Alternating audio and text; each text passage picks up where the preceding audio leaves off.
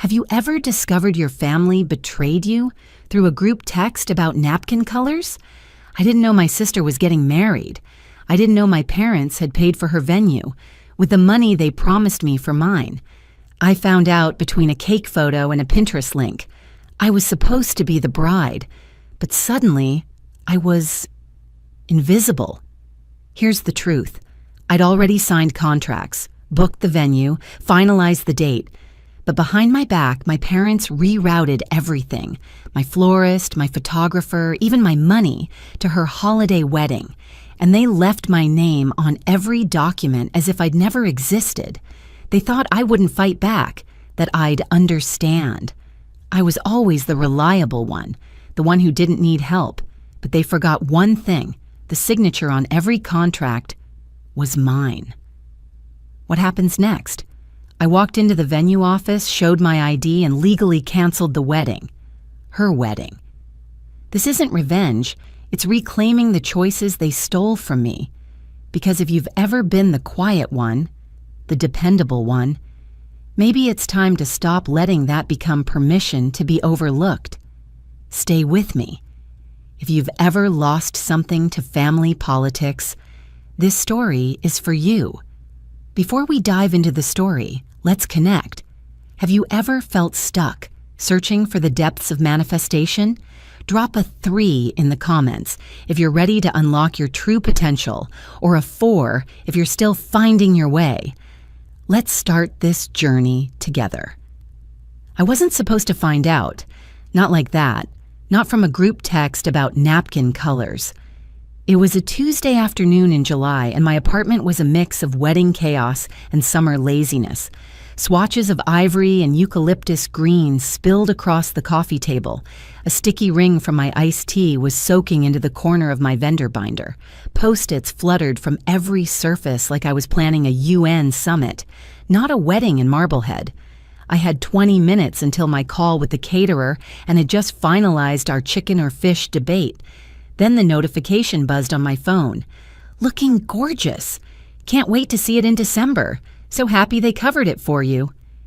It was Aunt Carol replying to a message I hadn't seen. I tapped into the thread and blinked. The message was buried in a long line of emoji-filled chatter. Mostly Rebecca, Mom, and a few cousins sharing Pinterest boards. And there, wedged between a cake-tasting photo and a screenshot of shoes, was the line that made my chest feel like it was folding inward. Venues confirmed. Mom and Dad put down the deposit yesterday. Venue? Deposit? For Rebecca? I reread the thread twice, scrolling back, sure I had missed something. My wedding was in May. I was the only one in this family planning a wedding, or so I thought. I swiped out of the app and stared at the wall for a long beat, then back at my phone. Surely Carol had meant something else. Maybe she was confused. Maybe it was an old message. Or a joke. My thumb hovered, then tapped Carol's contact. She picked up with a cheerful, "Hey honey, did you see the shoes Rebecca liked?" I skipped straight to it. "Carol, what venue deposit?" There was a pause. Too long. "Oh," she said. "I thought you knew. Rebecca's getting married in December now. They wanted something sooner, a holiday theme. It's all been moving fast." I stared at my wedding board taped to the wall, sketches, photos, scribbles. But I thought... My voice cracked before it finished. "Mom and Dad said they'd help with mine." "Well," Carol said carefully, "I think they assumed you'd understand. You've always been so independent." I thanked her somehow and hung up. Then I called my mother. Nancy picked up on the second ring, her voice as pleasant as lemon meringue pie. "Sweetheart, everything okay?" "I just talked to Carol," I said. "She mentioned Rebecca's wedding is in December, that you and Dad helped with the venue?" Silence. Then, "Rebecca needed the help. You're the independent one. We knew you'd understand." "You said the money was set aside," I said. "You promised it was there for my wedding. We didn't think you'd mind postponing a little. Her venue required a deposit fast. It was a time-sensitive thing. Rebecca's always dreamed of a Christmas wedding." I swallowed hard. "And what about my wedding? My deposit's due Friday." She sighed like I'd just asked her to fix the economy. "Lauren, you have a good job. You and Ethan have been planning for months. You can handle a delay better than she can." In the quiet that followed, I could hear her moving something. Dishes, maybe, or laundry. Like this wasn't a bomb. Like she hadn't just lit a match and walked away from everything I thought we'd agreed on. "I'm not postponing anything," I whispered. "But maybe someone else is." I ended the call before she could respond. My hand trembled as I set the phone down. All those years, being the one who stayed late at work, who handled things without complaint, who didn't need as much, that had become permission.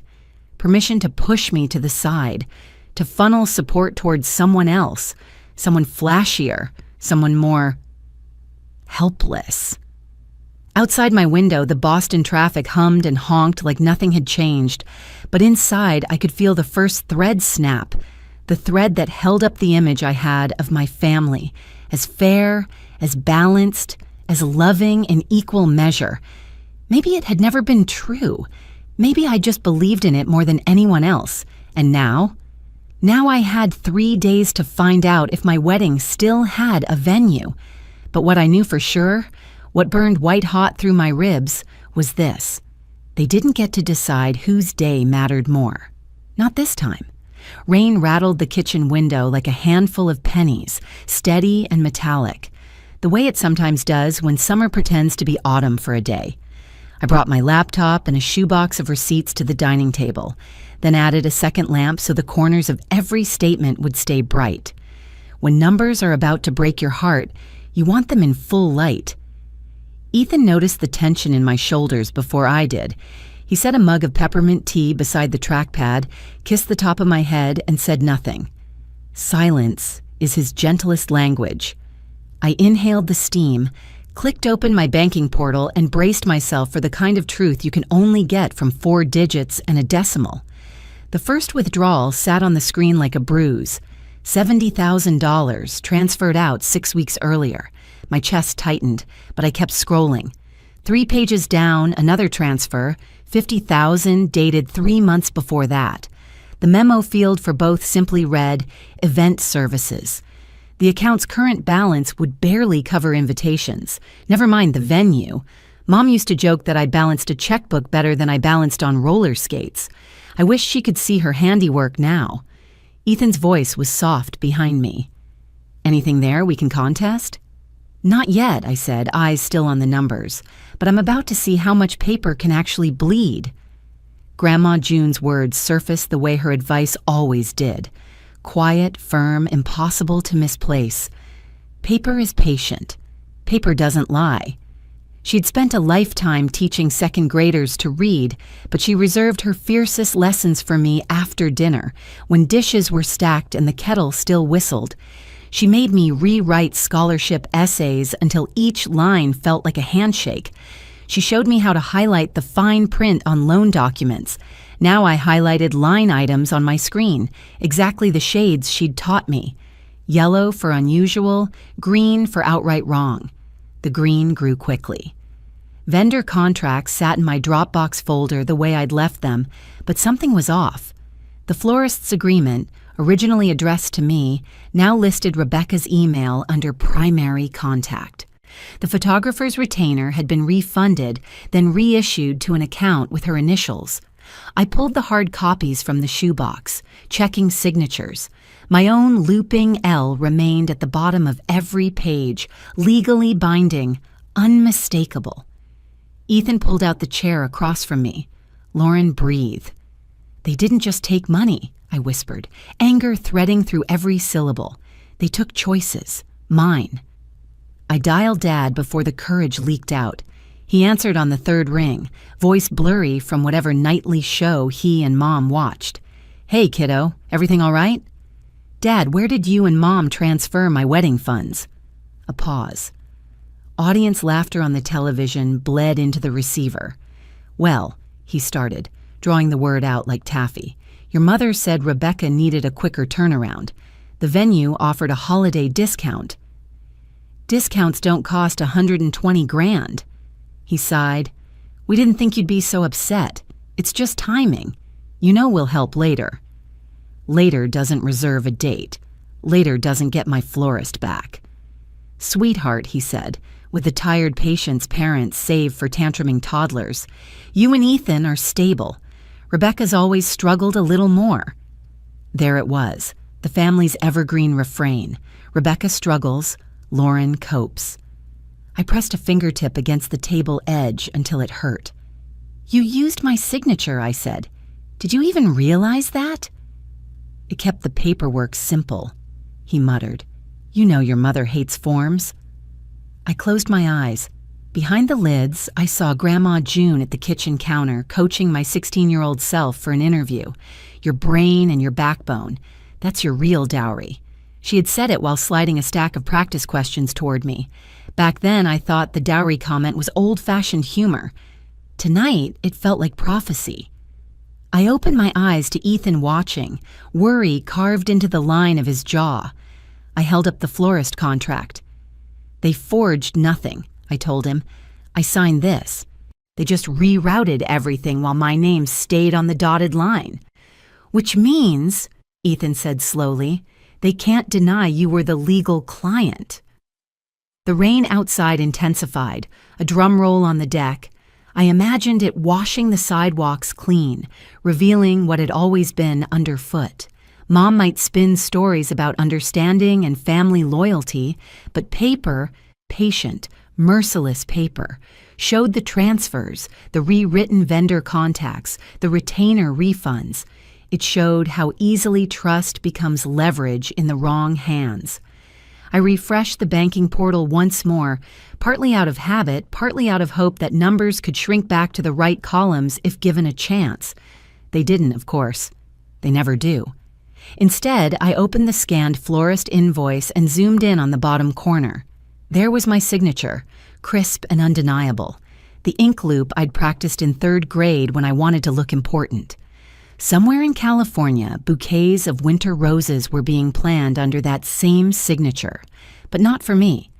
I saved the document to a new folder labeled Evidence and felt anger settle into something steadier, almost cool. Leverage, Ethan had called it. Grandma would call it backbone. The florist invoice still has my signature on it, and that might be the only leverage I need.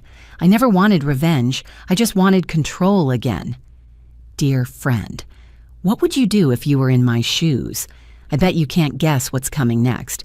But before we go any further, drop a 5 in the comments if you're still with me, because what happens next might just leave you speechless. Late October sun draped the San Diego hills in dusty gold as the rideshare wound through rows of vineyards. Through the windshield, I spotted the terracotta roof lines of Vista del Cielo, the estate Rebecca had been raving about in her group messages. Wedding flyers fluttered on a roadside notice board. December dates sold out. Only 2 weekends left in the new year. My name had secured one of the December weekends months ago. At least that was still true on paper. Julia met me at a corner table in the tasting room cafe, her briefcase set neatly beside a half-finished latte. She was the one who read every contract I ever signed, usually with a dry joke about amateur hour merchants. Today she skipped the joke. Everything is still under Lauren Carson, she said, turning her laptop toward me. Your parents paid the deposit with their card, but the agreement never changed hands. Legally, you control the booking. That clause you insisted on, it's what keeps this clean. I traced the PDF on her screen with a fingertip, stopping at the line that read, Authorized Signatory. I put that clause in because Mom likes last-minute changes. Funny how future proofing becomes self-defense. Julia closed the lid gently. Walk in, show ID, cancel. They have to comply. No drama if you don't invite it. She paused. But drama will follow. I smiled for the first time in weeks. Then let it follow me for a change. The venue office sat just past a fountain lined with bougainvillea, its door propped open to catch the breeze that smelled faintly of crushed grapes. Inside, rows of white linens hung on garment racks, waiting for a wedding that would never be mine. Miss Tan, the events manager, looked up from a clipboard and offered the professional welcome I used to practice in the mirror. Her polite curiosity didn't falter even when I introduced myself. I believe I am listed as the contracting bride, I said, handing over my passport. "I need to make some changes." She scanned the ID, then the name on her sheet. "Of course. What changes would you like?"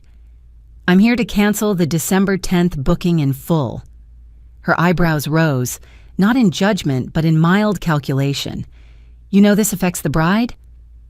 "I am the bride," I answered, calm as rehearsal, or was supposed to be. For a moment, the only sound was a distant mower trimming the lawn where vows are usually promised. Ms. Tan nodded once, typed a few strokes, and pressed print. The cancellation form slid out of the machine with a soft sigh. She offered a pen. I signed my name, slowly, clearly, the way Grandma June taught me when she said a signature is a handshake that has to stand even when you are no longer in the room. While Miss Tan removed December 10th from the framed calendar behind her desk, my phone buzzed. First a text, then another, each one longer and louder in capital letters. "Are you kidding me? Call me right now. You're ruining everything." I silenced the phone and slid it back into my purse. The vineyard silence felt heavier than the chimes of incoming fury. Ms. Tan returned the signed copy to me and folded her hands. "If you ever decide on a future date, we would love to host you. Your planning notes were incredibly organized." "Thank you," I said, meaning it. Courtesy costs nothing. Respect means everything. Outside, I followed a gravel path toward the exit. Workers were setting up chairs beneath a pergola for another couple's rehearsal dinner.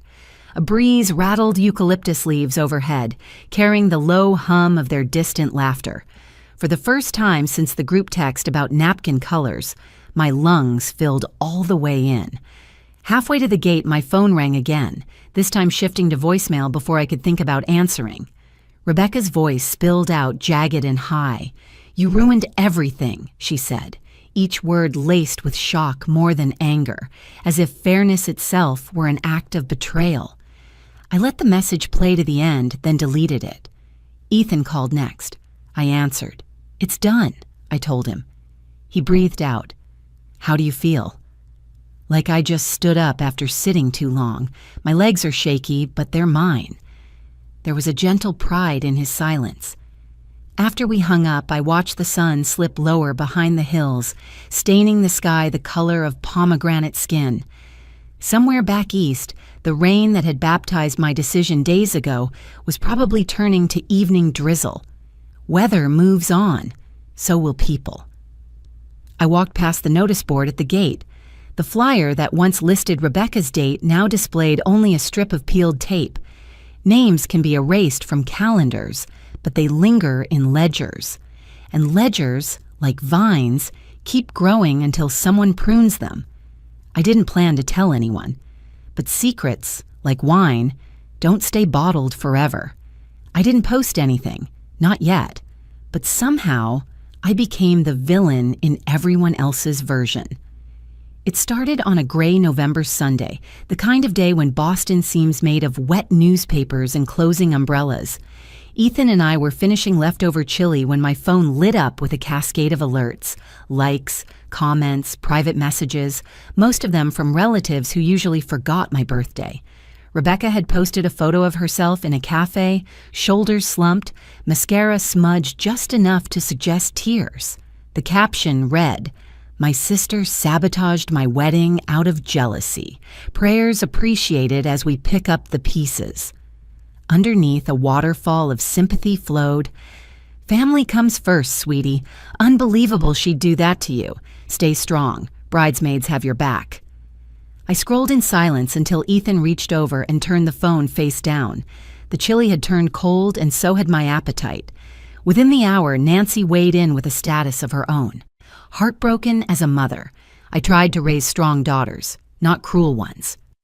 She attached a photo from Rebecca's childhood dance recital, Rebecca beaming center stage, me half hidden at the edge of the frame. That image traveled faster than any fact ever could. By evening, friends from elementary school were tagging me in scolding comments. A high school lab partner messaged, "How could you?" A former boss typed, "I didn't expect this from you." Mom always preached that family business should stay in the family, but rules have a way of changing when they protect someone else. I watched my name climb a set of social media steps I hadn't built, each post a brick laid by someone who loved the echo of outrage more than the truth.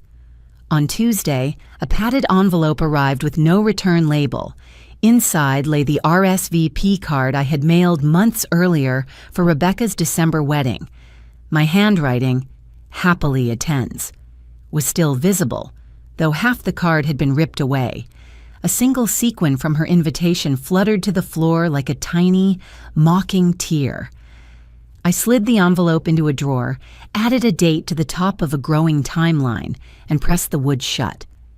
That night, Ethan brewed chamomile tea and sat across from me at the kitchen island.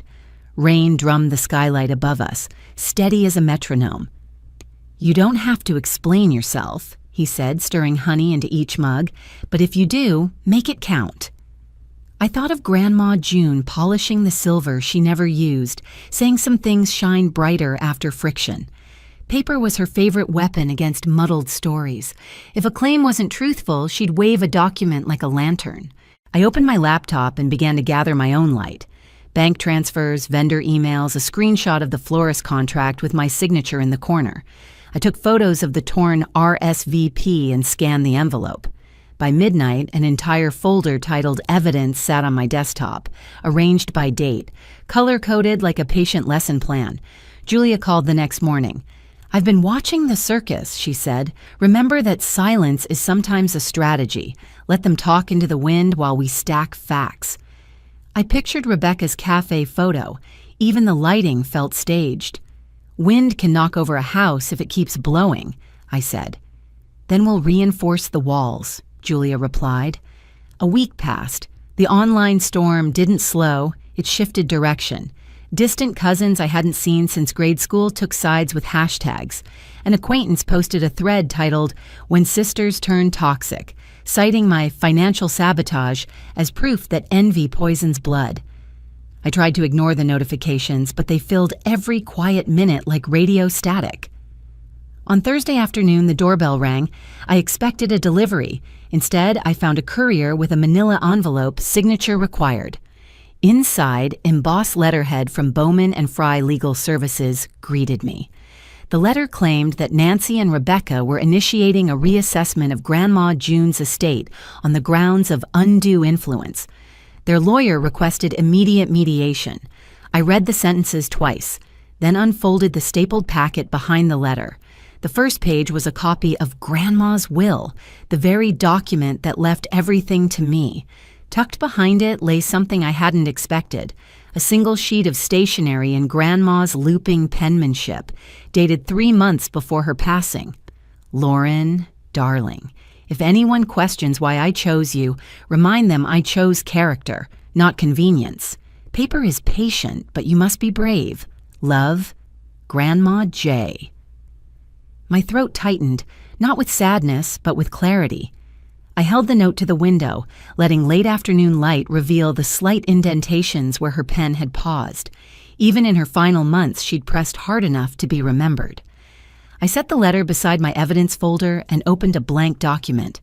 The cursor blinked like a steady heartbeat. Facts first. Timeline of transfers, contract cancellations, phone records. Screenshots of public posts followed, each stamped with date and time. For every accusation written in pixels, I positioned a PDF or photograph.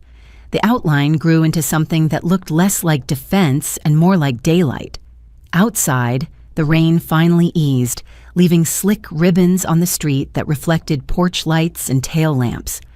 I imagined those ribbons carrying every half-truth downstream, away from the house, out to sea. Inside the envelope was a copy of the will and a handwritten letter addressed only to me. Grandma's voice traveled across a year and into my kitchen, steady as ever. I closed my laptop, exhaled, and said to the quiet room, "All right, Grandma. Let's be brave." Grandma June used to say life's too short for bad coffee and half-truths. The scent of one and the weight of the other met me the morning I stepped through the brass-handled door of Halverson and Pierce. coat still dusted with flurries. Inside, the air was mahogany warm, leather chairs, thick carpet, a faint hush like a library that charged by the hour. Ethan squeezed my gloved hand once before the receptionist guided us down a paneled corridor. Mr. Halverson rose when we entered, square-shouldered in a charcoal suit, steam curling from the mug beside a neat stack of files. "Miss Carson," he said, shaking my hand, "I believe we have some clarity to provide." Clarity. Grandma's favorite word when a conversation drifted off the rails. I sat, unbuttoned my coat, and folded my hands to keep them from drumming. He opened the top folder. "Your grandmother amended her will on October 12th of last year, adding a single beneficiary clause. The estate, valued at approximately $950,000, is left entirely to you." He slid a certified copy across the desk. "No contingencies, no equal shares." A low whistle escaped Ethan before he caught it. I felt more relief than shock. The paper matched the faith Grandma had always placed in me. Still, hearing the number out loud made the room tilt for half a second. Mr. Halverson continued, "She also left a personal letter and an audio file. She asked that you receive them privately first, then use your judgment about sharing." He pressed play on a small recorder. Grandma's voice filled the office, soft, gravelly, precise. "Lauren, darling, money stretches only as far as the integrity behind it. I trust you to do something meaningful, not just comfortable. Remember, you don't inherit courage. You build it. And I've watched you build yours, plank by plank." The recording ended. My eyes stung, but I blinked the heat away. Mr. Halverson offered the letter, ivory paper folded into thirds. "My brave girl," it began. "Thank you for holding on to your honesty when others chased appearance. Spend, save, or share this estate as you see fit, but never bargain with your values. They're worth more than any check I could sign. All my love, Grandma J." I pressed the paper to my chest for a heartbeat, inhaling the faint smell of her cinnamon soap. Ethan's palm found the back of my neck, steady. The phone in my purse buzzed, 2 calls from Mom in rapid succession, rolling into voicemail. I silenced it, but Mr. Halverson nodded toward the hall. "Feel free to step out." I did. The second voicemail was already loading. Nancy's voice arrived brittle, edges sharpened by disbelief. "You're seriously keeping all of it? What happened to sharing, Lauren? Your grandmother must have been confused. Call me." Before the message ended, a text from Rebecca flashed. "You're disgusting.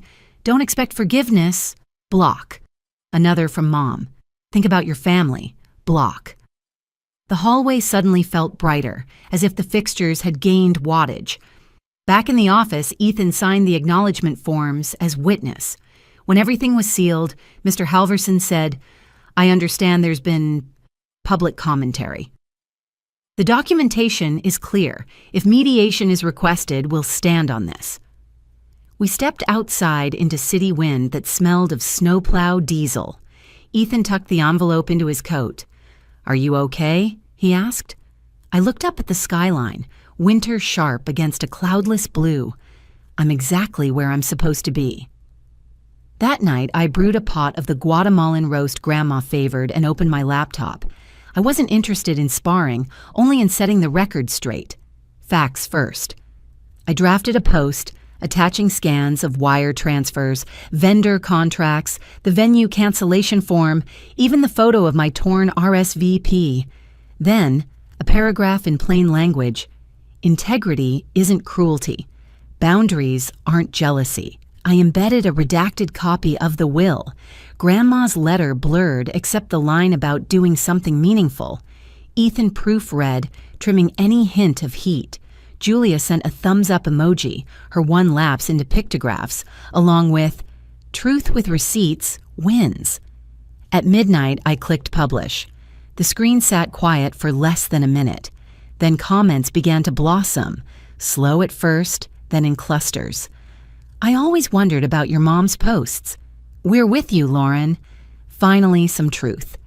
Aunts who had scolded me 3 days earlier added apologies beneath their earlier remarks. College friends reposted with captions about accountability. The algorithm, fickle as weather, shifted. My phone buzzed until I set it face down beside the cooling coffee. Grandma used to sip one final swallow, grounds and all, claiming the bitterness built character. I took mine black tonight, the steam curling like handwriting in the lamplight. Outside, frost traced silver veins across the window pane, but inside the apartment felt broader, as if walls had stepped back to give me room. I refreshed the post once more. The numbers climbed. Likes, shares, quiet thank yous from people who'd fought smaller versions of the same battle. Somewhere, Mom and Rebecca were reading too. I didn't need to picture their expressions. The silence from their end was loud enough. A new notification popped up. Someone had found an old photo of Grandma and me at the county fair, cotton candy in each hand, sunburn on our noses. The caption read, "She taught her well." I closed the laptop. Tomorrow would bring phone calls, maybe legal ripples, definitely more opinions. But tonight the house was still, fragrant with dark roast and something like vindication. I switched off the kitchen light and let the city glow sift in, carrying voices I couldn't quite hear yet. The comments kept rolling, a tide I no longer feared. Grandma believed in full transparency, and with her words in the open, I felt transparent too, seen through but still standing. The truth was finally louder than the noise, and I wondered what new kind of quiet might follow. The wedding wasn't big, it wasn't even traditional, but it was mine, and this time I had a seat at my own table. April's sun drifted through the cherry blossoms above Linda and Mark's backyard in Cambridge. Paper lanterns swayed gently, brushing branches like quiet blessings. My silk dress skimmed the grass as Ethan and I walked hand in hand down a narrow garden path lined with mason jars and wildflowers. There was no organ music, only a single violin played by a friend from his department, a melody light enough to float on the spring air. We stopped beneath a wooden arch woven with fresh ivy. A dozen chairs held the people who had stayed when everything else fell away. Ethan's parents, my college roommate, Julia with her wry smile, a cousin who had quietly messaged support during the chaos, and neighbors who brought soup the night my story went public. No rows marked bride or groom, because today was not about sides. It was about something shared and finally equal. I promised to choose patience over pride, Ethan said, voice steady, eyes soft. I promise to build a home where honesty gets the biggest room, I replied. We slipped simple gold bands onto each other's fingers, and Linda rang a tiny bell she had tied with sage ribbon. Laughter rose with the sound, light and genuine. Grandma June once said the best vows are the ones you live before you speak. I hoped she was right. At the long wooden table Mark had crafted in his garage, platters of roasted vegetables sat beside bowls of quinoa salad. The cake was lemon with vanilla frosting, baked by Ethan's sister at dawn and still carrying the warmth of her kitchen. Linda tapped her glass. "To Lauren," she said, lifting a small tumbler of apple cider, "who isn't just a daughter-in-law, but a daughter by choice." Her voice wavered, then steadied. "May this home and this family grow the way these cherry trees do, rooted first, blooming second." Applause slipped easily into conversation. Plates filled and emptied, stories crossed and recrossed like old friends finally meeting. Midway through dinner, I felt a presence at my side. I turned to find Dad standing a step away, hands clasped in front of him as if unsure what to do with them. "Do you have a minute?" he asked. We moved to the edge of the yard where a trellis cast dappled shade. He cleared his throat. "You didn't deserve what we did," he began, words slow, each one careful. "I'm sorry, Lauren." I thought about asking why it took this long, but the answer wouldn't change the past. Instead, I said, "Thank you for saying that." He nodded once, eyes glassy, then excused himself. Sometimes an apology is a door frame. You walk through or you don't. Either way, the house stands different afterward. As dusk settled, glowing envelopes appeared in a basket on the gift table. Julia handed me the first one.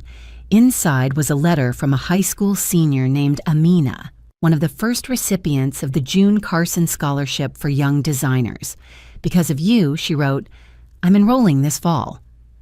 Other notes followed, each voice new yet already familiar in hope and gratitude. When the last lantern was extinguished and friends drifted home, Ethan carried Grandma's framed letter to the mantel beside our wedding photo. Her cursive faced the camera's captured moment, one legacy beginning where the other ended. I traced the frame's edge and felt at last an ease settle into my chest, like a soft chair after a long day. We stood at the open patio door, cool air lifting the hem of my dress. Behind us, stacked plates waited for morning, and laughter still lingered in the garden soil. Ahead, the dark street felt calm, as if the city itself exhaled with us. I used to wonder what it would take to feel whole. It turns out it was less about who stood beside me, and more about who I chose to become. When I looked at Grandma's letter next to our wedding photo, I didn't just see her final words. I saw her blessing for the life I had chosen, not the one others planned for me. I no longer needed anyone's approval. I had walked out of the shadows on my own 2 feet. Sometimes what we need isn't the family we hoped for, but the courage to become our own. Kindness, honesty, and grace, those were the things she taught me to hold on to, even when others let go. In the end, love isn't something we're promised. It's something we choose to live by.